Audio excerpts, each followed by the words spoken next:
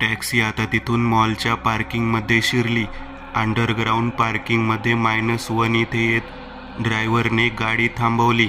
तू इथेच थांब असं म्हणत शशीधर टॅक्सीमधून बॅग घेऊन उतरला. खरं तर -1च्या इथं त्याला थेट यायला सांगितलं नव्हतं. त्याला आधी मॉलच्या मेन हॉलमध्ये दाखल व्हायचं होतं. तिथून त्याला लिफ्ट पकडायची होती आणि मग ती -1पर्यंत खाली आणायची होती. पण मॉलच्या मुख्य दारातच सिक्युरिटीचं चेकिंग सुरू होतं आणि त्या चेकिंगमध्ये इतकी सारी कॅश सापडली असती तर प्रॉब्लेम झाला असता. त्यामुळे त्याने आता गाडी -1पर्यंत खाली आणली. आता तो तिथून लिफ्टने डायरेक्ट मॉलच्या मुख्य हॉलमध्ये दाखल होणार होता. तिथे कोणता सिक्युरिटी चेक नव्हता, त्यामुळे त्याची बॅग कुठेही चेक होणार नव्हती. तो आता बाजूच्या लिफ्टजवळ आला. ती लिफ्ट पकडत त्याने वर जायचं बटन दाबलं. लिफ्टची दोन्ही दार आता ऑटोमॅटिक बंद होणार. इतक्यात कोणीतरी बाहेरून बटन दाबत लिफ्ट थांबवली. बाहेर एक माणूस उभा होता. वाढलेली दाढी, डोळ्याला गॉगल आणि एक कॅप घातली होती. अंगापिंडाने मजबूत, अंगावर एक काळ्या रंगाचा फुल टी शर्ट ज्याला हुडी होती. निळ्या रंगाची जीन्स होती. त्याला बघून क्षणभर शशीधर घाबरला. तो माणूस त्याच्या डाव्या बाजूला येऊन उभा राहिला आणि तितक्यात लिफ्टचं दार परत बंद होणार. इतक्यात परत कुणीतरी बाहेरून लिफ्टचं दार उघडलं आणि अचानक आता लिफ्टमध्ये एकामागून एक करत 7-8 लहान मुलं, एक जोकरचे पायघोळ कपडे घातलेला व्यक्ती आणि एक डोरेमॉन सारखा जाडसर मॅसेकोट वेश परिधान केलेला व्यक्ती शिरले. जोकर शशीच्या उजवीकडे येऊन थांबला. डोरेमॉन त्याच्या अगदी पुढे येऊन थांबला. लिफ्ट पूर्णपणे भरली होती. लिफ्टचं दार बंद झालं आणि लिफ्ट वर जाऊ लागली. पोरांच्या हातात खूप सारे फुगे होते आणि लिफ्ट इतकी भरली होती की शशीधरला आता तिथे ती बॅग धरून उभं राहणं देखील अवघड झालं. आणि तितक्यात त्या लहान मुलांमधल्या कुठल्या तरी पोराने त्याच्या पोटाला चिमटा काढला असावा. काहीतरी टोचल्यासारखं त्याला जाणवलं. त्याच्या हातातून बॅगचा स्ट्रॅप सुटला. ती बॅग खाली सुटली. इतके सारे फुगे, इतकी सारी लहान पोरं, या सगळ्यात अचानक वर येता येता लिफ्ट मध्येच अडकली आणि काही क्षण नुसता अंधार झाला. शशीधरला दुसऱ्या बाजूने परत कोणीतरी चिमटा काढला. अरे कोण आहे रे? हरामखोर कार्ट्यांनो, वर चला, दाखवतो एकेकाला. त्याच्या हातातून बॅगचा बंद खाली सुटून आता जवळजवळ 3-1 मिनिट झाली होती. लिफ्ट बंद पडूनच आता 1 मिनिट झाला होता आणि अचानक आता लिफ्टमधले लाईट्स सुरू झाले. शशीधरला त्या कार्ट्यांवर खूप राग आला होता. कोणी चिमटा काढला मला 2 वेळा? कोण होतं? तो ओरडू लागला. लिफ्ट सुरू झाली आणि वर येत मुख्य हॉलमध्ये येत दार उघडलं. सगळी पोरं दंगामस्ती करत लिफ्टमधून बाहेर निघून गेली. तो डोरेमॉन आणि जोकर आणि तो माणूस मात्र लिफ्टमध्येच होते. शशीधर पहिलं तर स्वतःच्या पायापासून अर्ध्या फूट दूर असलेली ती बॅग बघितली. ती पटकन हातात घेत तो बाहेर आला. लिफ्टचं दार बंद झालं आणि लिफ्ट निघून गेली. एका कोपऱ्यात येत चेन हलकीच उघडत त्याने नीट बघितलं. कॅशचं एक बंडल त्याला दिसलं आणि त्याच्या जीवात जीव आला. तो बॅग घेऊन बाहेर आला आणि त्या मॉलच्या हॉलमध्ये त्याने एक रपेट मारली. तितक्यात त्याचा फोन वाजला. स्क्रीनवर भोसलेचा नंबर दिसत होता. त्याने फोन उचलला. शशीधर, अरे आहेस कुठं तू? मी पोचलोय. मिनिस्टर साहेब निघालेत. सुशीलचा फोन लागत नाहीये. भोसले समोरून बोलत होता. साहेब, मॉलमध्ये आलो होतो, ते पैसे द्यायचे होते ना, तुम्हीच मगाशी फोन करून सांगितलं होतं ना. तिथेच आहे. हे काम झाले की अर्ध्या तासात पोहोचतो. शशीधर म्हणाला. अरे कसले पैसे आणि मी कधी फोन केला तुम्हाला? आता मी पोहोचलोय गोव्यात, त्यानंतर पहिला फोन तुला करतोय. काय झालंय नक्की? मी कधी फोन केला तुला? साहेब अहो, असं काय करताय? तुम्ही मेसेज केला होता की मंत्री साहेबांना 5 कोटी द्यायचेत, तिथे आलोय. शशीधर म्हणाला. अरे काय सांगतोयस? मी कधी असं म्हणालो नाही. मी तुला कुठला मेसेज केला? मी तर न्यूझीलंडला होतो. एक काम कर, पैसे कोणालाही देऊ नकोस. ते पैसे घेऊन तसाच परत ये. कोणीतरी मोठा प्लॅन केलाय असं दिसतंय, भोसले म्हणाला आणि शशीधरच्या पायाखालची जमीन सरकली. आत्ताच्या आता 5 कोटी गमावले असते. तो आता तसाच पटकन लिफ्टमध्ये चढला. त्याने -1 बटन दाबलं. लिफ्ट -1ला येऊन थांबली. तो लिफ्टमधून बाहेर निघाला आणि त्याच टॅक्सीत बसला. घामाने ओलाचिंब झाला होता. एखाद्या खूप मोठ्या षडयंत्राच्या अंतर्गत हे सगळं करण्यात आलं असावं हे आता त्याला कळू लागलं. आणि यामागे बहुतेक राजच आहे हे देखील त्याला जाणवू लागलं. काय झालंय कोणास ठाऊक.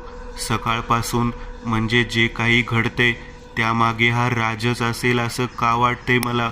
नशीब वेळीच भोसले यांचा फोन आला, नाहीतर 4,90,00,000 गेले होते माझ्या हातातून. भिकेला लागलो असतो अक्षरशः. त्याने सिगरेट पेटवली. सिगरेटचे दम घेत घेत त्याच्या लक्षातही आलं नाही तो रिसॉर्ट जवळ पोहोचला होता.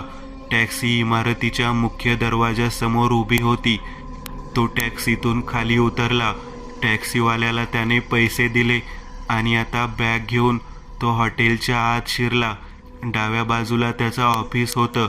ऑफिसमध्ये भोसले येऊन बसले होते. समोर सुशील देखील होता.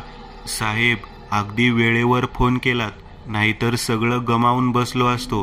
खरंच आपलं नशिबात चांगलं होतं म्हणून वाचलो. हे खूप मोठे षडयंत्र आहे. कोणीतरी माझा फोन हॅक केला आहे असं वाटतंय. माझ्या फोन नंबरवरून तुम्हाला मेसेज आलेत आणि मगाशी तुम्ही ज्या माणसाशी बोललात फोनवर तो मी नव्हतोच. शशीधर, हे काहीतरी वेगळंच आहे. कमिशनर आज येणार आहेत. मी त्यांच्याशी बोलतो. ते या गोष्टीचा छडा लावतील. आपण त्यांना सांगू. तुम्ही एक काम करा, ती कॅश तुमच्या सुरक्षित जागी ठेवून या. मंत्री साहेब निघालेत. मी त्यांना रिसीव करायला बाहेर थांबतो. असं म्हणत सुशील आणि शशीधरला त्याने ते पैसे परत एकदा रूममध्ये जाऊन ठेवायला सांगितले. ते दोघेही लिफ्टने वर आले. रूमचं दार उघडलं.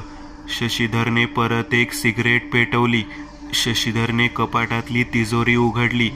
हे घे, तू पैसे काढून तिजोरीत भरायला सुरुवात कर. मी आलोच सिगरेट टाकून. असं म्हणत तो बाथरूमकडे आला. सिगरेट विझवून त्याने डस्टबिनमध्ये टाकली. तोंडावर पाणी मारलं आणि तोंड पुसत बाहेर आला. आणि तितक्या सुशील त्याचं नाव घेऊन जोरात ओरडला. शशीधर धावत बाहेर आला. अरे हे बघ काय.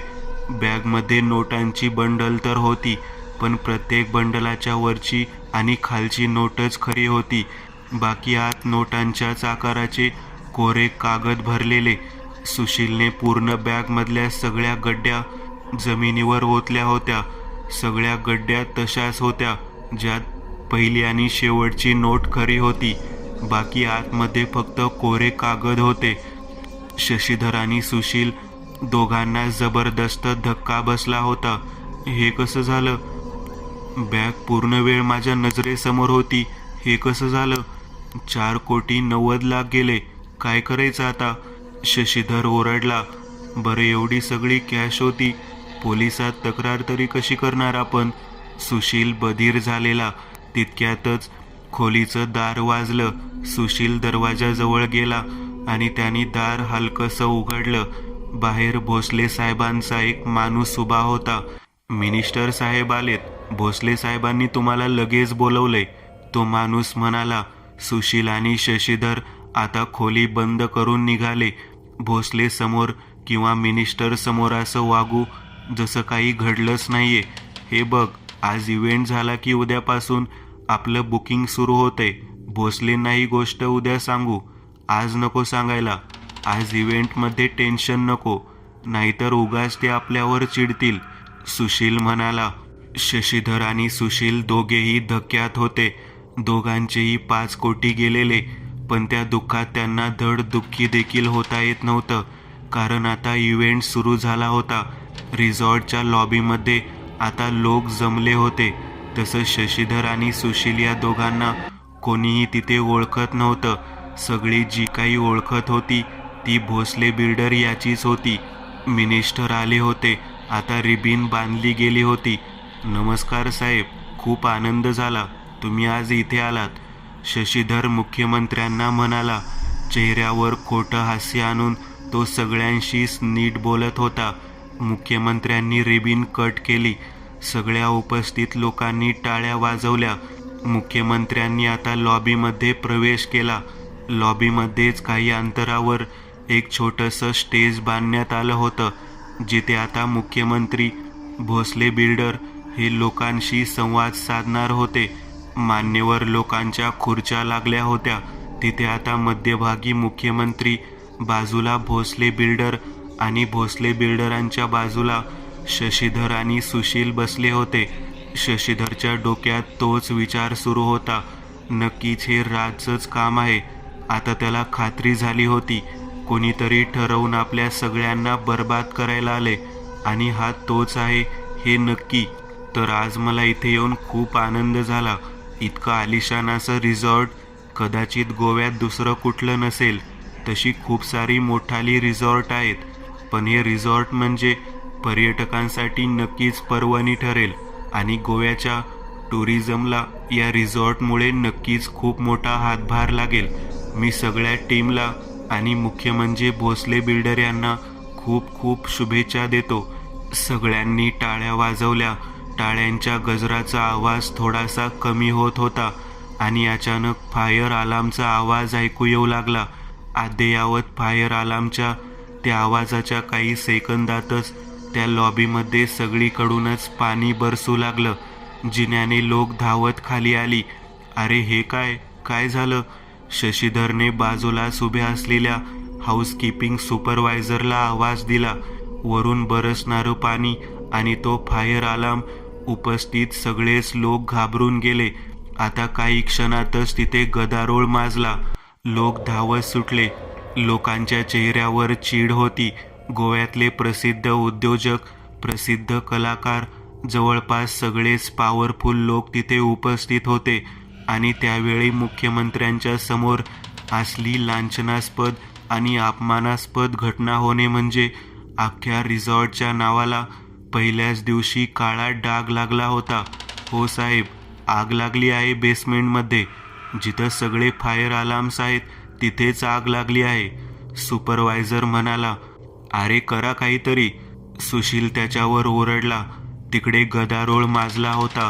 मुख्यमंत्र्यांचे सिक्युरिटी गार्ड आता त्या लॉबीमध्ये आले होते. भोसले काय आहे हे? यासाठी बोलवलं होतं का मला इथे? ही अपेक्षा नव्हती तुमच्याकडून. मुख्यमंत्री भिजले होते आणि रागात होते. पाणी पडत होतं. मुख्यमंत्र्यांना घेऊन त्यांची टीम तिथून निघून गेली. आता हाऊसकीपिंगची लोक, भोसले बिल्डरची काही लोक, सुशील, शशीधर आणि सुपरवायझर इतकेच लोक तिथे होते. हॉटेल सुरू होण्यापूर्वीच आता बंद होणार हे निश्चित झालं होतं आणि तितक्यात त्याच मजल्यावर असलेल्या किचनमध्ये एक ब्लास्ट झाला. सगळं काही दणाणून निघालं. शशीधर, सुशील आणि भोसले बिल्डर सगळे लोक आता लॉबीमधून बाहेर धावले. हॉटेलच्या त्या इमारतीच्या सगळीकडून आता धूर येत होता. फायर ब्रिगेड तिथे पोहोचली होती आणि ते सगळं विझवत होते.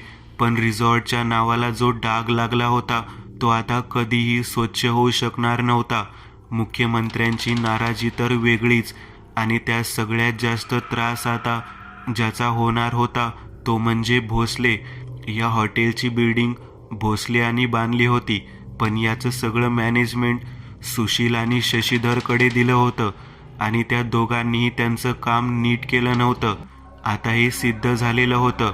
भोसलेने रागात त्या दोघांकडे फक्त एक कटाक्ष टाकला आणि तो त्याच्या गाडीत बसून निघून गेला. सुशील, सगळं संपलं रे, सगळं संपलं. पैसे गेले, इज्जत गेली आणि आता काहीही नाही. फक्त पॉवरफुल लोकांकडून आता आपल्याला खूप त्रास होणार हेच शिल्लक राहील. रिसॉर्टच्या समोरच असलेल्या मुख्य रस्त्यावर आता गाड्यांची गर्दी जमली होती. त्यात मीडियाच्या पण काही गाड्या होत्या. फायर ब्रिगेडच्या अजून 2 गाड्या बोलावण्यात आल्या होत्या. ती आग पसरत चालली होती. त्याच गाड्यांच्या घोळक्यात एक गाडी अशीही होती ज्या गाडीत बसलेला माणूस आज खूप खुश होता तो माणूस म्हणजे राजवर्धन. त्याने गाडीची काच खाली केली. सगळीकडून धूर निघत होते. फायर ब्रिगेडच्या गाड्यांचे आवाज. सगळं बघत असताना त्याच्या डोळ्यात आनंद अश्रू आले होते. त्याने गाडीची काच बंद केली, गाडी स्टार्ट केली आणि आता ते तिथून पुन्हा एकदा हॉटेलवर आले. पण ते आज हॉटेलवर राहायला आले नव्हते. त्यांना हॉटेलवरून चेकआउट करायचं होतं. राजला देखील ही कल्पना आली होती की आता शशीधर आणि सुशील दोघांनाही समजलं असणार की आपणच आहोत जे त्यांची बर्बादी करत आहोत. रात्रीचे 9 वाजले होते. 4,90,00,000ची ती बॅग गाडीच्या मागच्या सीटवर होती. सर, इथून आपल्याला कुठे जायचंय आता? हॉटेलच्या पार्किंगमधून गाडी बाहेर आणत केशवने विचारलं. आपली राहायची सोय रोशनने केली आहे. त्याचं एक छोटंसं कॉटेज आहे गोवा सिटीपासून थोडं बाहेर. आज आपण तिथे राहणार आहोत. उद्या पहाटे आपण पुण्याला जायला निघणार आहोत. राज म्हणाला. सर, प्लॅन जबरदस्त होता. केशव म्हणाला. राजच्या स्मृती परत एकदा त्याच वेळेत गेल्या. सगळं काही प्लॅन होतं. टॅक्सीवाला रोशनचा माणूस होता. त्याने लाईव्ह लोकेशन चालू ठेवलं होतं. हॉटेलच्या दरवाजावर उभा असलेला सिक्युरिटी गार्ड देखील रोशननेच प्लॅन केलेला माणूस होता.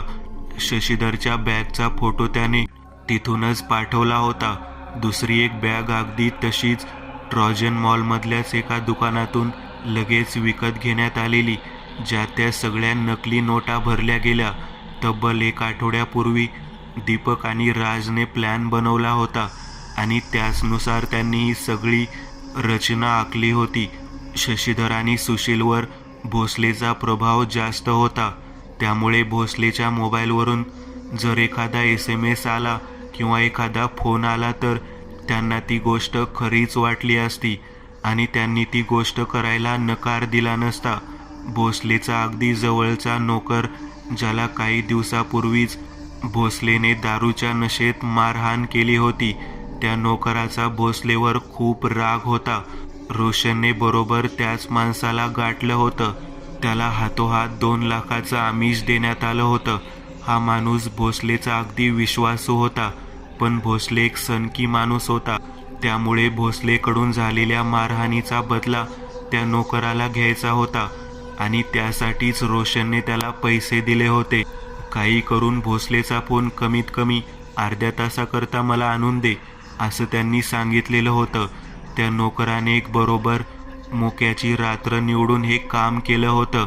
गोव्यातील त्याच्या फार्म हाऊसवर भोसले दारूच्या नशेत होता. त्याचवेळी त्या नोकराने त्याचा मोबाईल हातोहात तिथून स्वतःकडे घेतला होता. सगळ्यांची नजर चोरून तो नोकर फार्म हाऊसच्या बाहेरच उभ्या असलेल्या एका कारजवळ आला होता. त्याचवेळी रोशनने त्या मोबाईलचं क्लोनिंग करून घेतलं होतं. त्या मोबाईलचा सगळा डेटा इतकंच काय, पण सिम कार्ड देखील क्लोनिंग झाल्यामुळे भोसलेच्या मोबाईलचा सगळा कंट्रोलच रोशनकडे होता. रोशनने त्याच क्लोन केलेल्या मोबाईलमधून ते मेसेजेस सुशीलच्या मोबाईलवर पाठवले होते आणि शेवट केलेला तो फोन व्हॉइस चेंजर ॲप्लिकेशन वापरून करण्यात आलेला. त्यामुळे सुशील आणि शशीधरला समोरून बोलणारी व्यक्ती हा भोसलेच बोलत आहे असं वाटलं. ट्रायल म्हणून त्यांनी पहिला मेसेज केला होता. ते 10 लाखाच्या घड्याळ घेऊन ठेवण्यासाठी ती गोष्ट यशस्वी झाल्यानंतरच त्यांनी पुढचं पाऊल उचललं होतं. रोशनला माहिती होतं की भोसले कितीही झालं तरी संध्याकाळी 6च्या आधी गोव्यात पोहोचणार नव्हता. त्यामुळेच बरोबर मोक्याची वेळ साधण्यात आली होती. 2 दिवस आधी खराब झालेलं वायरिंग, खराब झालेली पाईपलाईन, हे सगळं काही यांच्यात लोकांनी केलं होतं जे तिथं सामील झाले होते. पण सगळ्यात मोठा भ्रम निर्माण करण्यात आला त्या लिफ्टमध्ये. ती सगळी मुलं बरोबर त्याच वेळी तिथे पैसे देऊन आणली गेली होती. लिफ्टमधले जोकर आणि डोरेमॉनचे कॉस्ट्यूम घातलेले लोक देखील रोशन आणि राजने तिथे आणले होते. तो दाढीवाला व्यक्ती दुसरा तिसरा कोणी नसून राज स्वतः होता. लहान मुलांनी शशीधरला चिमटा काढल्यानंतर त्याच्या हातातली बॅग खाली पडणं, मग लिफ्टमध्ये काही मिनिटांसाठी अंधार होणे आणि लिफ्ट बंद पडणं हे सगळं त्यांनीच केलेलं होतं. ज्या क्षणी त्याच्या हातातून ती बॅग खाली पडली त्या क्षणी त्याचं लक्ष विचलित करण्यासाठी त्या मुलाने त्याला चिमटा काढला होता. 7 मुलांचा तो घोळका आत शिरला होता. त्यांच्याच मध्ये तो जोकर आत शिरलेला. त्या मुलांच्या हातातील फुगे आणि त्यांच्या गर्दीमुळे त्या जोकरने अगदी शिताफीने खाली धरून आणलेली दुसरी बॅग शशीधरला दिसलीच नव्हती. अंधार होताच पैशाने भरलेली बॅग जोकरने स्वतःच्या बॅग सोबत बदलली आणि पैशाची बॅग डोरेमॉनच्या जाड आणि फुगीर कॉस्ट्युमच्या आत खाली लपवून झाकून टाकली. शशीधर दुसरी बॅग घेऊन बाहेर उतरला आणि हे तिघे तसेच त्या लिफ्टने खाली आले. पार्किंगमधून ते त्यांच्या कारमधून निघून गेले होते. केशव आधीच कार घेऊन तयार होता. सगळं प्लॅननुसार घडलं होतं. इव्हेंट सुरू होताच 20 मिनिटात मुख्य फायर अलार्मजवळ आग लावली गेली होती. सगळा स्टाफ बाहेर पळाल्यानंतर एक शेवटचा गॅस सिलेंडरचा स्फोट घडवण्यात आलेला. सगळी रोशन आणि दीपकची माणसं होती, पण षडयंत्र बनवणारा मेंदू राजवर्धनचा होता. रात्रीचे 11 वाजले होते. राज आणि केशव समोर दारूचे ग्लास भरलेले होते. आजूबाजूला जंगल आणि मध्यभागी असलेलं ते रो हाऊस.